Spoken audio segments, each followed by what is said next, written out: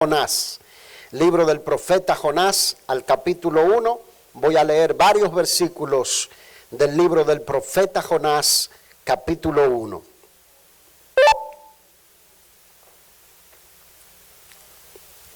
Leemos libro del profeta Jonás, capítulo 1.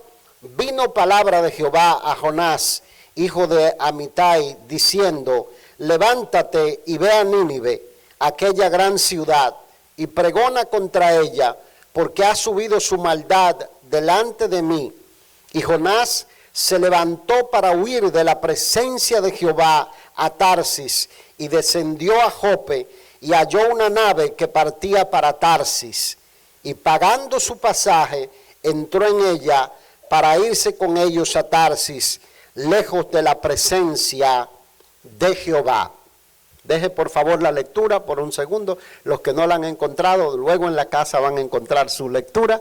Así que présteme el oído. Voy a titular esta palabra: el gran mandato.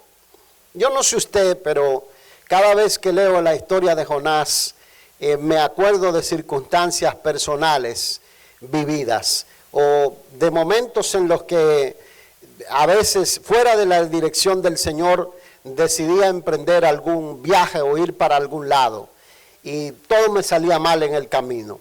Recuerdo una de esas ocasiones, ni siquiera estaba huyendo de la presencia de Dios como Jonás, pero compré un boleto porque iba de un país a otro, y parece que no era el momento del Señor, no era el mandato de Dios para que fuera a ese lugar. Y cuando llegué al lugar, habían cerrado la estación de autobuses donde yo tenía que salir. Ya había hecho acuerdos en el lugar donde estaba viviendo que no iba a regresar hasta después de varios meses. Y digo, ¿ahora qué hago? Entonces tuve que arreglármelas y de toda forma irme al viaje. Y por allá todo me salió mal porque estaba fuera de lo que era la voluntad del Señor. En uno de esos momentos recuerdo que hasta me puse en una situación de peligro porque me acorralaron dos taxistas, me robaron varios, vamos a decir unos cuantos billetes de dólares, y tuve que recurrir a asustar a los taxistas para que me dejaran tranquilo y no me llevaron, que quién sabe para dónde me iban a llevar.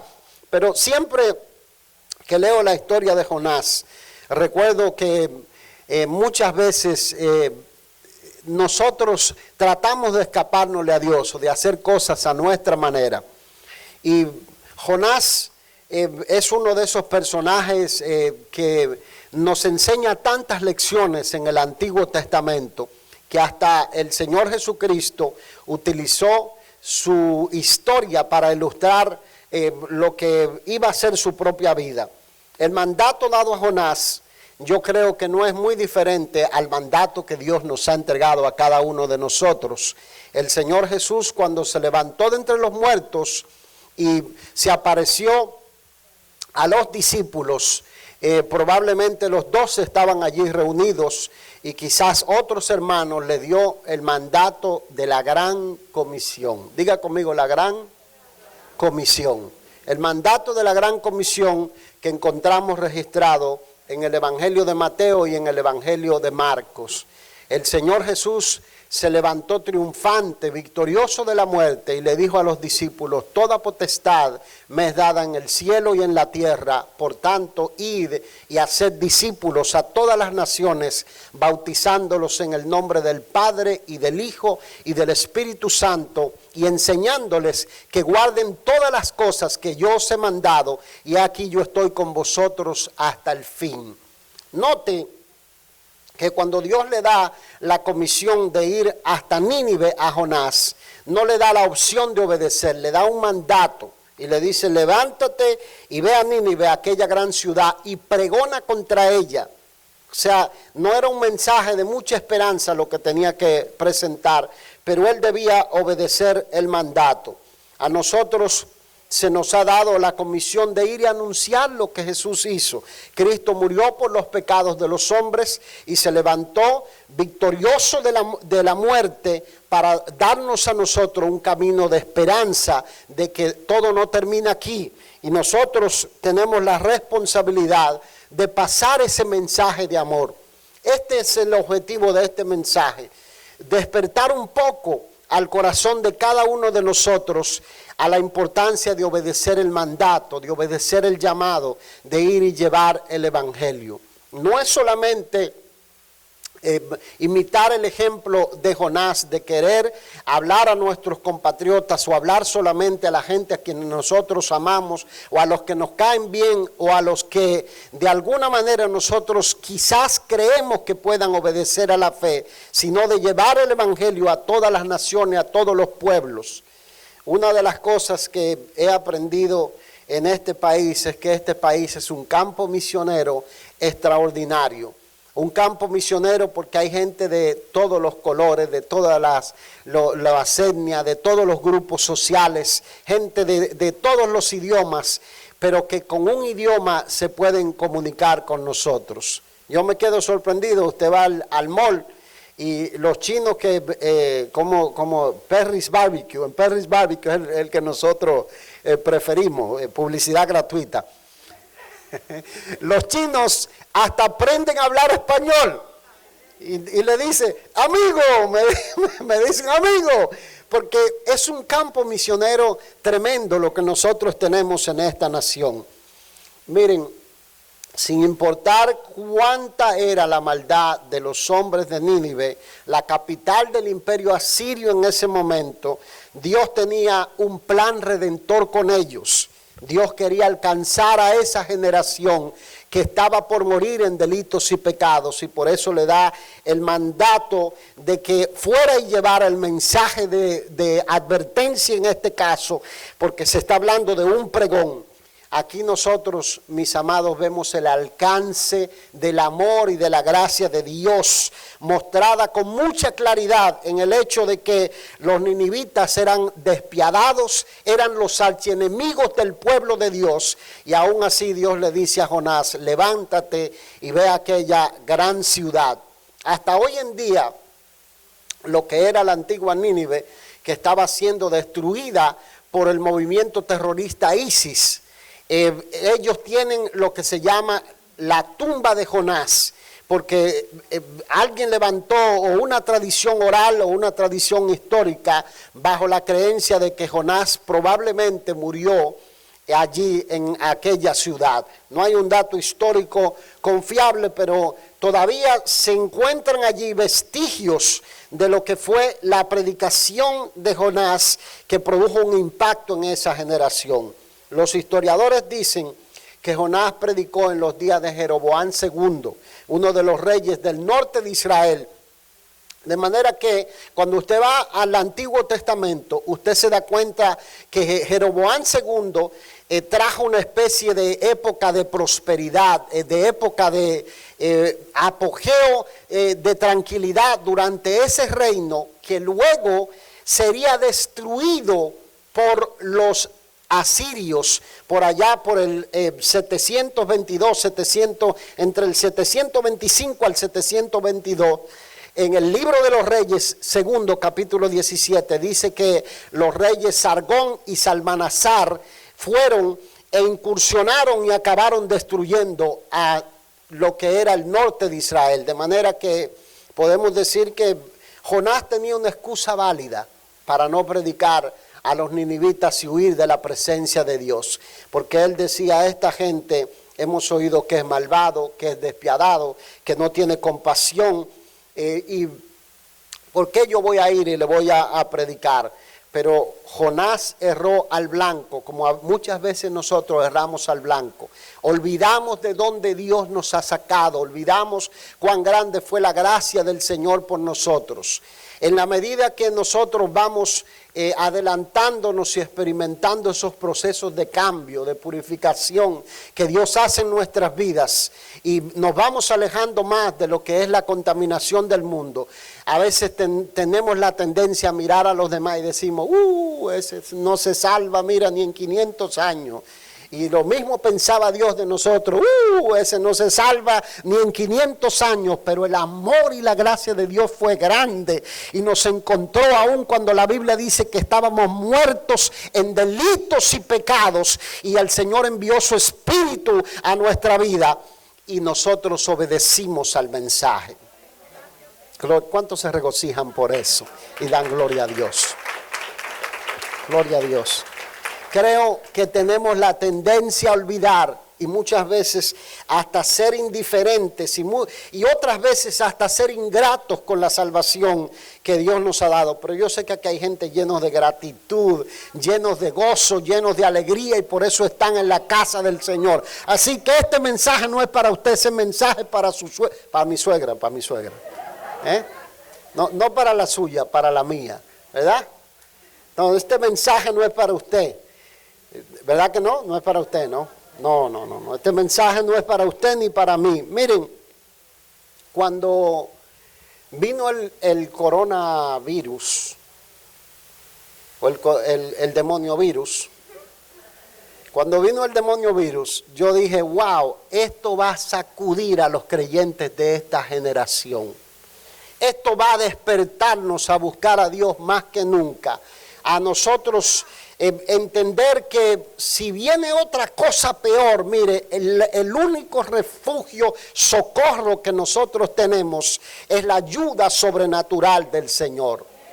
Pero no, miren, de la misma manera que Jonás se levantó para huir de la presencia de Dios, hay creyentes que se han levantado para huir de la presencia de Dios. Y yo decía, ¿qué es lo que va a costar para que nosotros despertemos al llamado de Dios? Porque si viene otra cosa peor, imagínense qué pasará si persiguen a la iglesia, si prohíben predicar, piensen peores escenarios. ¿Qué pasará? Pero la Biblia dice que Dios le dijo a Jonás, levántate y ve a Nínive, y no le dio otra opción. Sin importar, miren, donde el ser humano pretenda esconderse de la presencia de Dios, no se puede esconder. Puede ser que por un tiempo se hunda en fiestas y ande de una fiesta en otra. Puede ser que se envuelva en su vida de negocios y ande en su vida de negocios. Puede ser que se mude a alguna otra ciudad donde nadie lo conozca, para que nadie sepa que es cristiano ni que alguna vez fue a una iglesia, pero allí la convicción de la presencia de Dios le va a perseguir. Puede ser que un tiempo se envuelva en religiones orientales el ser humano para tratar de negar, Dios no es real, pero aún allí donde esté metido, la convicción de la presencia de Dios le va a perseguir. El Salmo 139 dice, aún no está la palabra en mi lengua y tú la sabes toda, sin faltar una de ellas. Dice, delante y detrás me rodeaste y sobre mí pusiste tu mano. Tal conocimiento es demasiado maravilloso para mí. Alto es, no lo puedo comprender. ¿A dónde me iré de tu espíritu y a dónde huiré de tu presencia? Si subiere a los cielos, allí estás tú. Si en el Seol hiciere mi estrado, aún allí me alcanzará tu mano. Ni aún las tinieblas pueden escondernos delante del Señor. Y la Biblia lo describe. Mire, no importa dónde el ser humano se meta, la convicción de la presencia de Dios lo va a perseguir y le va a decir, Dios es real, Dios es veraz, y sin importar cómo tú vivas, un día tendrás que presentarte delante de Él y rendirle cuentas. Pero dice Jonás, en vez de ir a Nínive, fue a Jope y miró una nave que iba para Tarsis, a las costas de España, probablemente. Y dice, comprando su pasaje, se metió en la nave. Y pensando, ¿verdad? Aquí estoy escondidito del Señor. Yo creo que Jonás entendía que no podía esconderse de la presencia de Dios. Como todo ser humano sabe que no puede esconderse de la presencia de Dios. Una de esas biografías de hombres prominentes que yo disfruté leer fue la biografía de Leonardo da Vinci. Leonardo da Vinci era conocido como una figura oscura, aunque muy brillante, de las artes. Y su vida está rodeada de un sinnúmero de episodios raros, de episodios que a veces dan a identificar que tenía una vida moral quebrada. Y uno de los biógrafos dice que él vivió de tal manera que trataba a pesar de que estaba envuelto con la religión, no practicaba la religión. Se dice que iba a los cementerios y abría los cuerpos para estudiarlos, y a él se le da buena parte de lo que es el crédito de la anatomía. Pero en el momento en el que le toca morir lejos de Dios por la vida inmoral en que ha vivido, dice el biógrafo lo describe así, dice: sus ojos estaban puestos en la Mona Lisa, que no había podido completar porque no se sentía satisfecho. Era un hombre que trataba de perfeccionar lo que hacía. Pero en el momento en que le toca ir a la presencia del Señor, manda a buscar un sacerdote para ponerse a cuenta con Dios, porque la convicción de la presencia de Dios lo perseguía. Y yo creo que todo ser humano tiene ese momento en el que la convicción de la presencia de Dios lo persigue. Yo quiero que usted note, mi amado, que la vida del profeta Jonás está ligada a su misión. Y sin importar lo que él hiciera, Dios lo había separado para esa misión en la vida. Y de la misma manera nosotros, la vida nuestra está ligada a la misión de la iglesia, está ligada al llamado de Dios a pasar el mensaje. De manera que cada uno de nosotros tiene dos opciones: o tratar de escaparse de la presencia de Dios, o tratar de huir de la presencia de Dios y de ignorar lo que Él ha dicho en su palabra, o obedecer al mandato de ir de predicar el evangelio, de hacer discípulos. Usted me dirá, como algunos dicen: pastor, algunos han venido y me han dicho así, me han dicho: pastor, si yo tengo que... Yo voy a recibir al Señor, pero si yo tengo que salir a predicarle a alguien, mire, yo mejor me voy de la iglesia. Me han dicho algunos así. Pero la Biblia dice, no es una opción, no es si tú quieres, es un mandato. Id y predicad el evangelio a toda criatura. ¿Qué vas a contar? Todos tenemos una historia que contar de lo que Dios hizo con nosotros.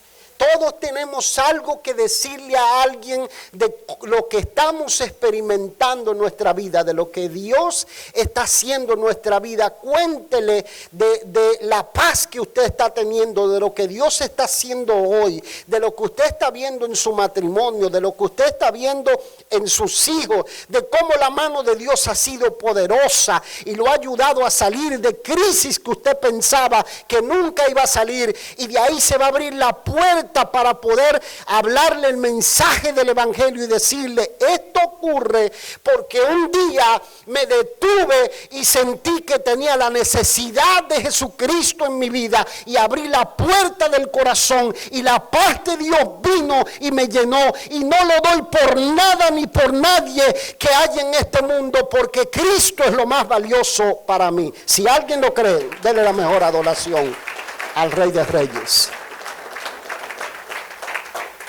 Porque una cosa sí le digo, mi hermano: Dios sabe que muchos rechazarán el mensaje, pero usted y yo no vamos por los que van a rechazar el mensaje, vamos por los que van a recibirlo.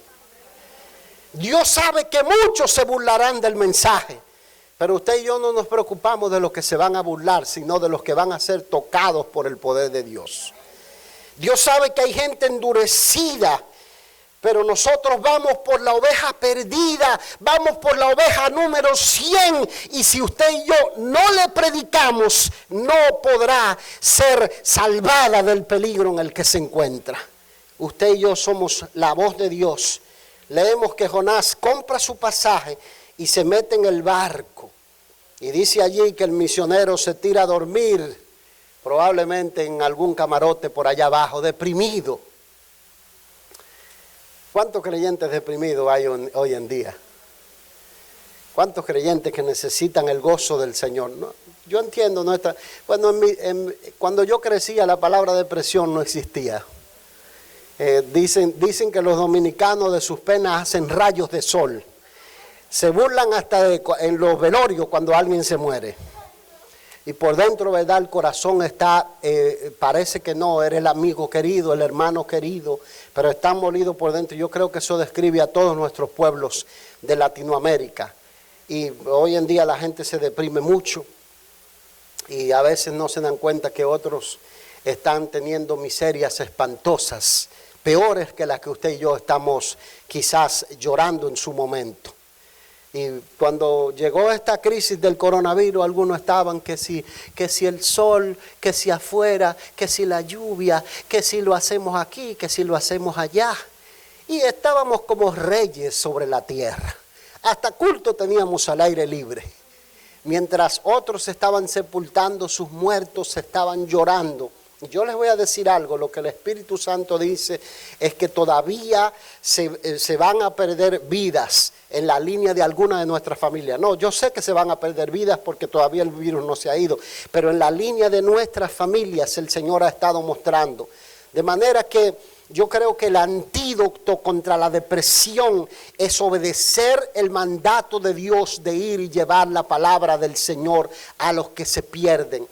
Usted quiere sentir gozo en la vida, salga y háblele a alguien del Señor. No hay nada más precioso cuando alguien dice: yo quiero lo que tú tienes, yo quiero recibir a Jesús como mi Salvador. Y usted sabe que esa coronita en los cielos es suya y de nadie más, porque esa persona abrió el corazón, abrió la boca y confesó a Jesús a través de su testimonio o del mensaje que usted ha dado. ¿Cuántos van detrás de eso? Yo soy de los que piensa que una vasta mayoría de la gente que se deprime y sufre depresión severa, algunos tienen problemas, ¿verdad?, neurológicos, yo lo entiendo, pero otros tienen problemas yotológicos. ¿Sabe lo que es el yotológico? Que están muy centrados en sí mismos, tienen que salir y servir, salir y hacer algo por los demás. En una buena parte de la gente que se deprime, por eso es que le dan Valium, le dan un montón de medicamentos y siguen deprimidos porque necesitan salir y servir.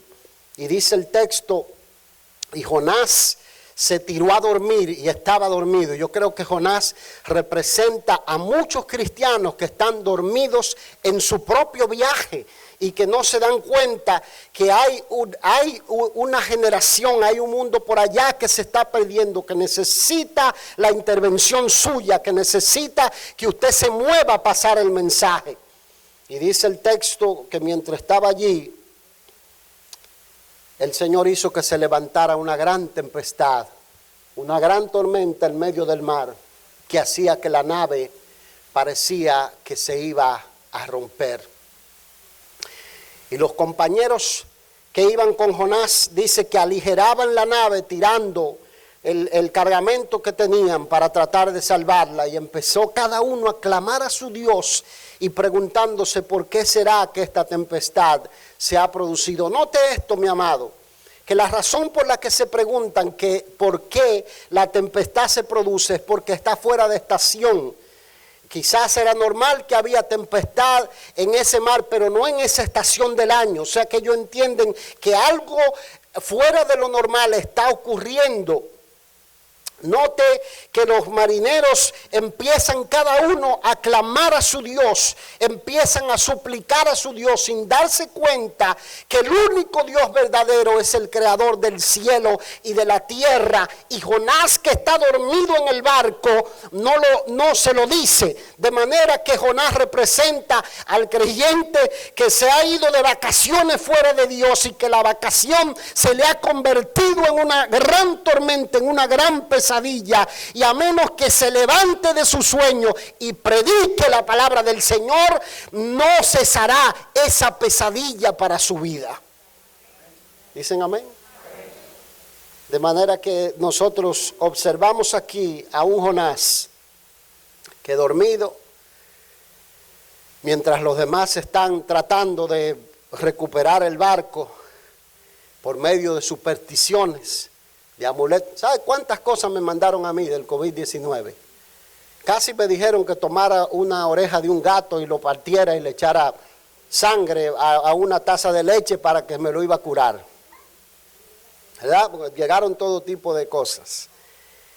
Y la gente no entiende que cuando la medicina no funciona, el Rey de Reyes es el único que funciona.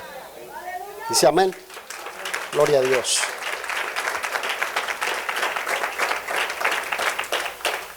Dios sabe levantar grandes tormentas para desafiar a sus hijos cuando estamos fuera de la voluntad del Señor, cuando vamos fuera de lo que Dios se ha propuesto. Mire, no hay nada más terrible que obedecer porque Dios te empuja por medio de las tormentas y de las dificultades. Es mejor obedecer por voluntad propia, porque la obediencia vale más que todos los sacrificios. Eso es lo que dice la palabra del Señor.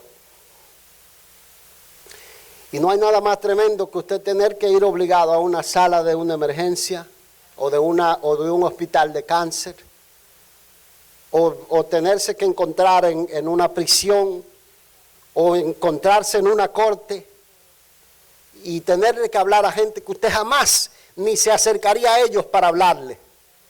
Porque a veces Dios tiene que permitir estas cosas en nuestras vidas para que estemos cerca de Él, porque de otra manera somos como Jonás.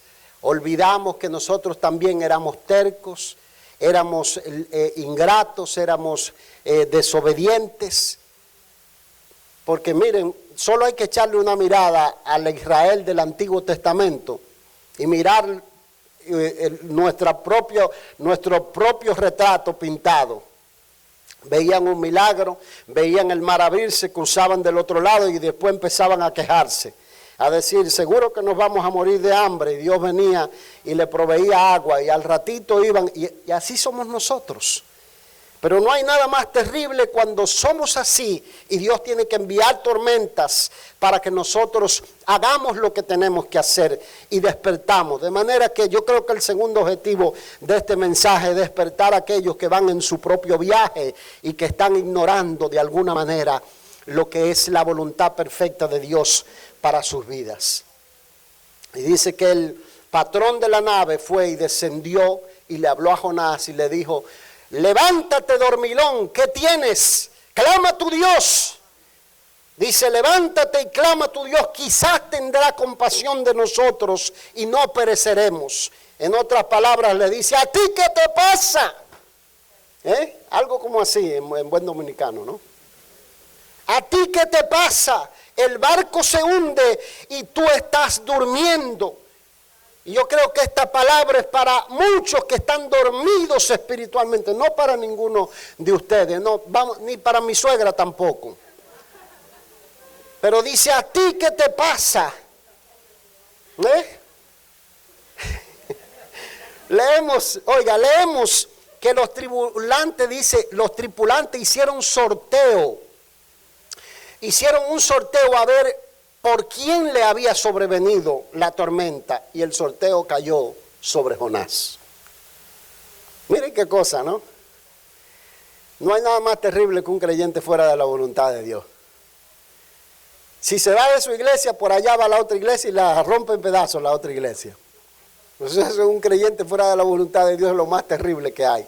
Por eso es que yo le digo a la gente, y déjenme aclarar, porque algunos dicen, ay pastor, pero ¿cómo usted va a decir que no quiere la gente de otra iglesia? No, yo amo a todos los hermanos en la fe, ¿verdad? Y bendigo y estoy orando, nos mantenemos orando por la gente de otras iglesias, de la zona, todo.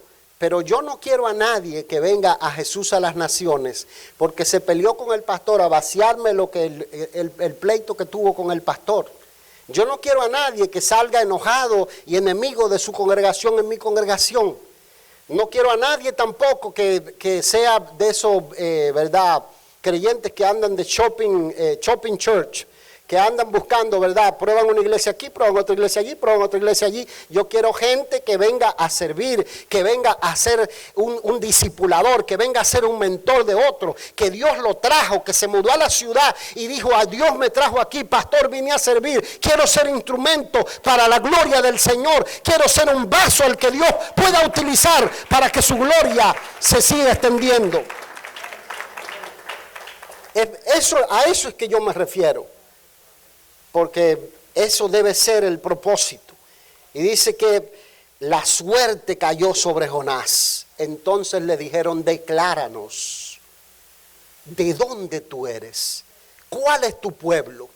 ¿Cuál es la razón por la que tú estás aquí? Y Jonás les habló y le dijo, yo soy Jonás, del pueblo de Dios. Sirvo al Dios de los cielos, creador de la tierra y el mar, y por mi causa ha venido esta tormenta, de manera que identificó que el poder de Dios estaba envuelto en la situación. Y dice que él le dijo, ustedes tírenme al mar. Oiga qué tipo tan terco, ¿eh? Qué terco. Tírenme al mar.